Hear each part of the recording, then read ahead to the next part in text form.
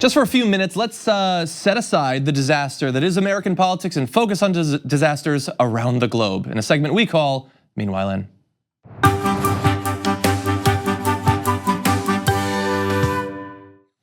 Meanwhile in Australia, I love the reclining kangaroo. We actually have some good news. In an election that was generally just the worst, there was a good result. Far-right Senator Fraser Anning was voted out of Australia's parliament just 2 months after he made international headlines for blaming the New Zealand mosque attacks on Muslim immigration.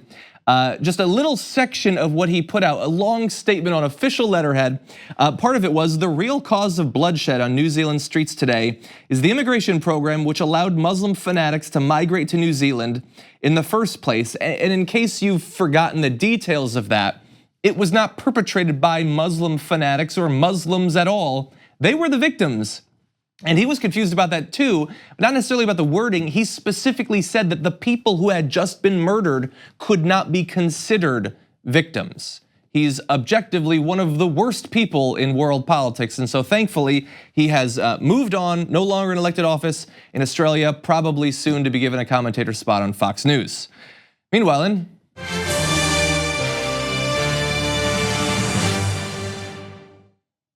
in Taiwan, also good news with the legalization of same-sex marriage.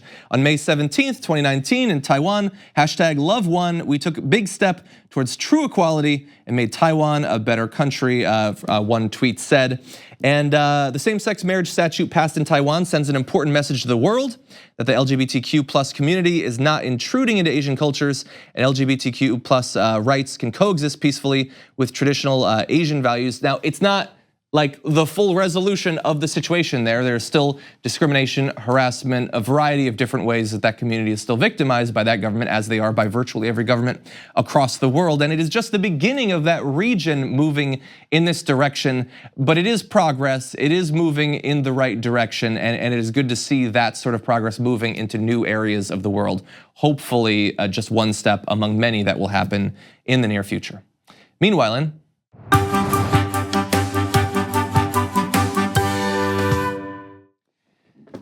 a UK politician got hit by a milkshake, and it's pretty funny. Not to them, obviously. Let's start from the beginning. Brexit Party leader Nigel Farage, who you're probably familiar with, had been campaigning in the city of Newcastle for only about 20 minutes on Monday when a man hurled a drink at him, covering his suit in a sticky liquid that the attacker later confirmed was a banana and salted caramel milkshake from Five Guys that cost him £25, about $6.68.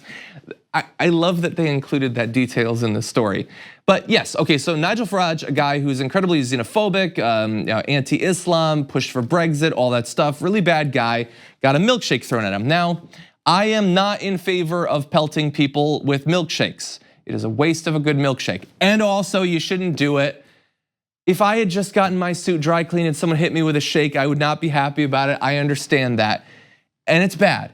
And it shouldn't continue, but some people on the right have been going to crazy lengths to turn this into basically their elevation to official victimhood status. So take a look at an example. Burger King tweeted, "Dear people of Scotland, we're selling milkshakes all week. Have fun, love BK, #JustSaying," which is, it's from the Burger King UK account. I think objectively what that is one of those things where a brand tries to be fun and hip, and they're talking about stuff that's in the news. Maybe this isn't when they should be doing it, but again, this is a guy who's despised around the world, despised there, so they're taking that as a place to make a joke. That is not how the right accepted it, and there are articles everywhere, Red State and Breitbart and Twitter accounts and all that. Burger King is advocating for political violence. Shakes today, bricks tomorrow is what they're saying. Saying, oh yeah, today it's shakes, tomorrow one person dies, the next day many die.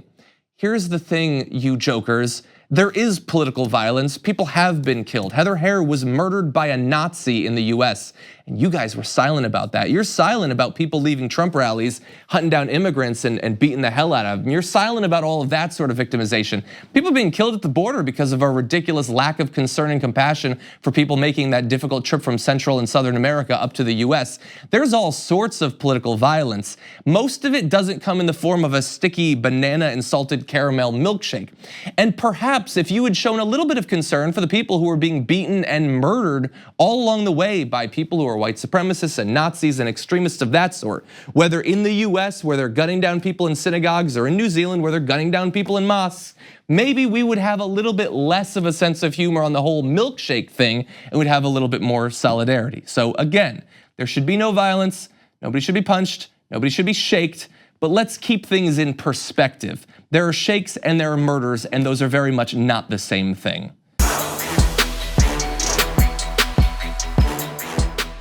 Thank you very much for watching this clip from The Damage Report. If you liked it, don't forget to subscribe to this channel and ring the bell on YouTube to get notifications of our new videos. And of course, you can catch the full Damage Report live every weekday at 1 p.m. Eastern, 10 a.m. Pacific on TYT Network on YouTube TV.